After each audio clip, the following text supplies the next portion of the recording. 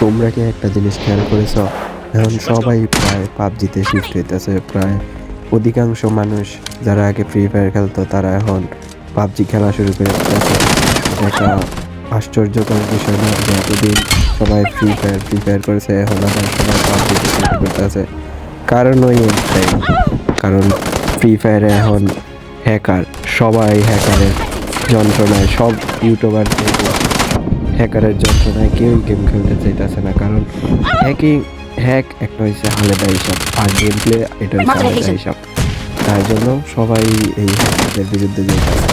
আর ভাই এর থেকে বড় কথা হইতেছে কি, পাবজি তার নিজস্ব প্লেয়ার গড়ে সাপোর্ট করতেছে, তার প্লেয়ারদেরকে গুরুত্ব দিতে আছে। বাট ফ্রি ফায়ারে ওই রকম কোনো গুরুত্ব নাই। জাস্ট ওরা একটা জিনিস এখানে বসাই দিতেছে, ওইটাই সবাই মান্য নিতে হইতাছে। এটাই হচ্ছে আরেকটা কারণ। আর ফ্রি ফায়ারের যত ইউটিউবার তারাও ওইটারই সাপোর্ট করতেছে।